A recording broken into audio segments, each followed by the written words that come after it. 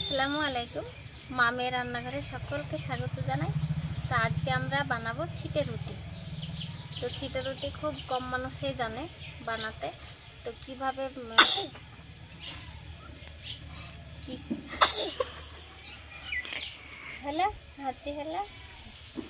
তো কিভাবে ছিটে রুটি বানাতে হয় সমস্ত রকমের প্রসেসটা আমি দেখাবো। তো মন দিয়ে দেখবেন, তাহলে ছিটে রুটি পারফেক্টভাবে বানাতে পারবেন। তো প্রথমে আমি আতপ চাল নিয়েছি। আতপ চালটা 4 থেকে 5 ঘন্টা ভিজিয়ে রাখতে হবে। তো আমি ভিজিয়ে রেখেছিলাম 4 থেকে 5 ঘন্টা। তো এই যে এইরকমভাবে, তো এই ভেজানো চালটা এবার তুলে ঝরঝরে করতে দিতে হবে। তো এখানে আমি পরিষ্কার একটা কাপড় নিয়েছি, কাপড়টা কুলোর ওপর পেতে দিয়েছি। তো এবার এখান থেকে চাল তুলে চুলোতে দিয়ে দেবো। দাঁড়াও, ইভা তুলবা, তুমি তুলবা।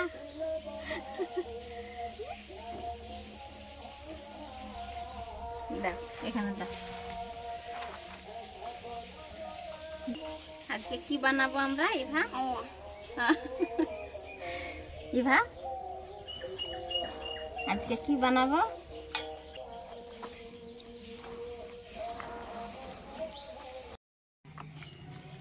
চালগুলো কি সুন্দর ঝরঝরে হয়ে গেছে। এবার গুঁড়ো করে নিতে হবে। আর ইভা কাজ করে ব্যস্ত, ক্লান্ত। ইভা খেতে বসেছে, তাই না ইভা? হলো, এবার কাজ করতে হবে তারও। আচ্ছা, তো ছিটে রুটির জন্য ময়দা তৈরিটাই হলো মেন বিষয়। তো সেখানে ময়দা তৈরির গন্ডগোলে অনেকের ভালো হয় না। তো আজকে আমি সেটাই দেখাবো যে কিভাবে সঠিকভাবে ময়দা তৈরি করলে ছিটা রুটি একেবারে পারফেক্ট হবে। শিলনোড়াতে গুঁড়ো করলেও হবে, কিন্তু আমি আজকে শিলনোড়াতে গুঁড়ো করব না, আজকে আমি মিক্সিতে গুঁড়ো করব। ইভা এবার কাজ করছে, এবার কাজ তাড়াতাড়ি হবে, তাই না ইভা? আচ্ছা, ব্যাস এই অল্প অল্প অল্প করে নিয়ে মিক্সিতে গুঁড়ো করে নেব। খুব মিহি করে গুঁড়ো করতে হবে।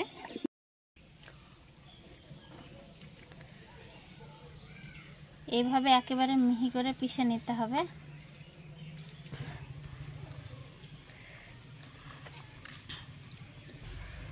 এইভাবে এবার সব চালগুলো মিহি করে গুঁড়ো করে নেব। সব ময়দাগুলো এভাবে গুঁড়ো করে নিয়েছি। এবার একটা পরিষ্কার ওড়না নিয়েছি। এই ওড়নাটা দিয়ে এই গুঁড়ো করে রাখা চালটা ভালো করে চেলে নিতে হবে। তো এটা চালতে 2 জন লাগবে। যেহেতু ইভা আছে, আমি নিশ্চিত ও পারবে না, কাউকে ছাড়বেও না। তা দেখি কি করা যায়। সারাকে ধরতে দেব? সারাকে ধরতে দেব না তুমি ধরবা? তুমি পারবা না যে? হ্যাঁ, দাঁড়াও, দেখি এখানে রাখো। হ্যাঁ, এখানে থাক, আমি এখানে রাখি, চালের গুঁড়ো রাখি।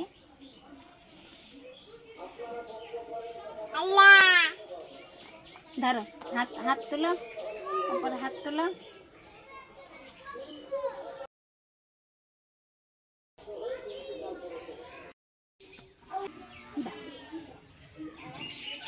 ময়দা চালা হয়ে গেছে।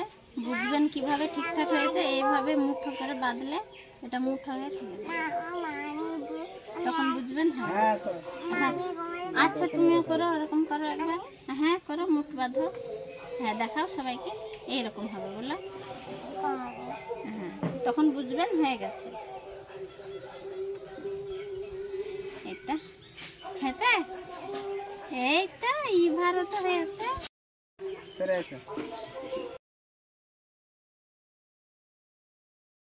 এবার দিয়ে দিব স্বাদ মতো একটু লবণ।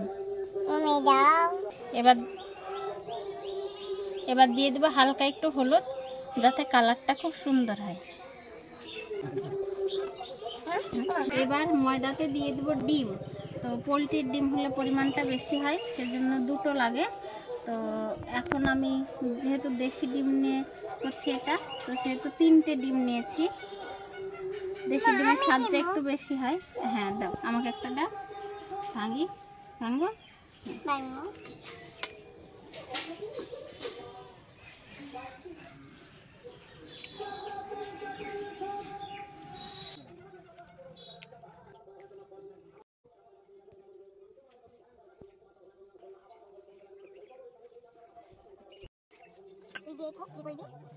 ময়দাটা এইরকম হয়ে আছে ডিম মেশানোর পর। তো এবার হাতের সাহায্যে এইভাবে ঘষে ঘষে এটাকে আবার সেই ঝুরঝুরে ময়দা তৈরি করতে হবে। স্বাদ হলে হবে না, বেশ খাটনিও আছে।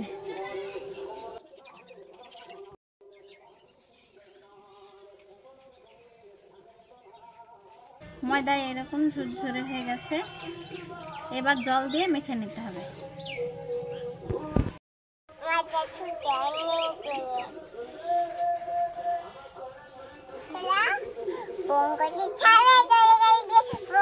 হ্যাঁ হ্যাঁ, এদিকে বসো, এদিকে বসো। এইভাবে অল্প অল্প জল দিয়ে মেখে নিতে হবে।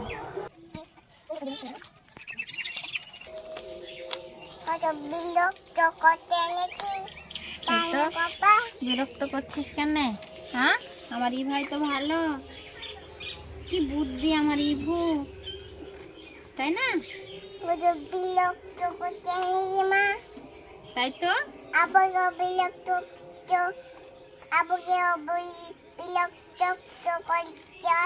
তাই তো।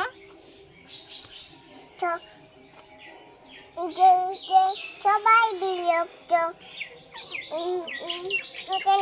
বিরক্ত করতে। আল্লাহ, এটা এইভাবে বসিয়ে দিলে হাতে ময়দা লেগে থাকবে না।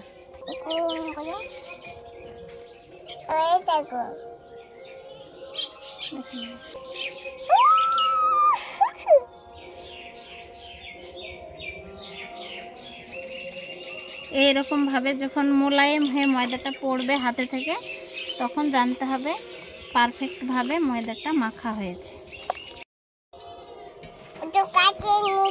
হালকা হালকা জল দিয়ে একেবারে পাতলা করে নিতে হবে। কেমন পাতলা হয়েছে, এটাতেও হবে না, এর থেকেও পাতলা করতে হবে। আরো জল দিয়ে দেব।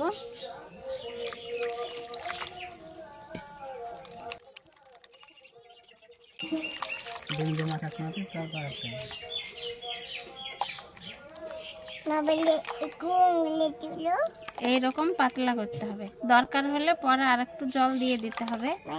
ময়দাটা পুরো রেডি হয়ে গেছে, এইরকম হবে, হাতে কোনো কিছু লেগে থাকবে না।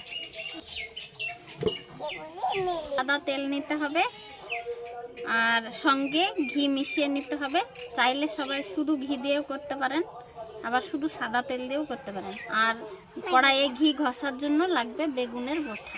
তা ই ভাই এটা নিয়ে এসেছে, তাই না? এই তেলে এবার ঘি দিয়ে দেব।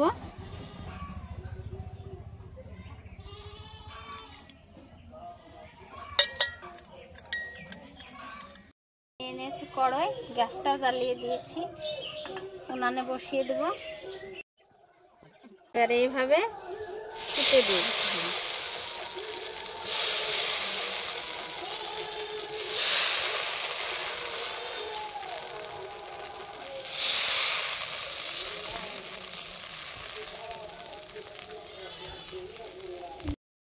তেলে দেওয়ার পর ধারগুলো এভাবে আপনি ছাড়িয়ে যাবে, তখন এভাবে উঠিয়ে নিতে হবে।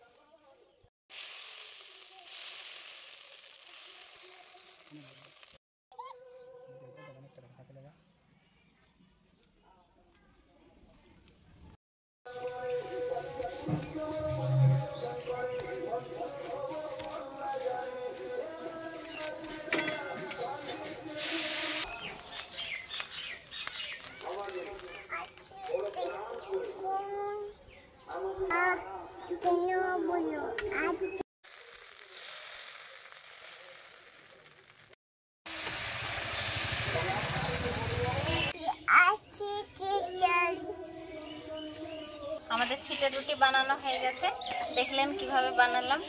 তো একটা একটা এত পাতলা সফট হয়েছে, আর একটা একটা এইভাবে তোলা যাবে, সব রুটি এইভাবে উঠানো যাবে একটা একটা করে।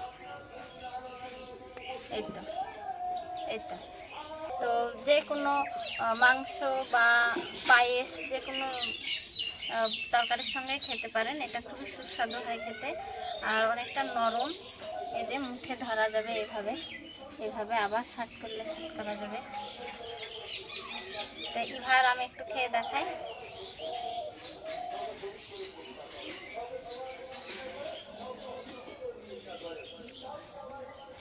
আজকের ভিডিওটি এই পর্যন্তই। যদি কিছু ভালো লেগে থাকে লাইক করবেন, কমেন্ট করে জানাবেন কেমন হয়েছে, আর মামে রান্নাঘর চ্যানেলটি সাবস্ক্রাইব করবেন।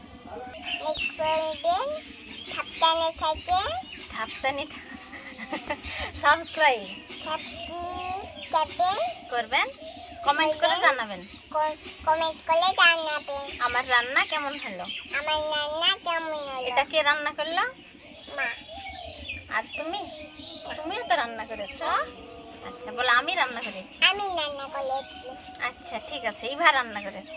তাহলে সবাই ভালো থাকবেন, সুস্থ থাকবেন আর সাবধানে থাকবেন।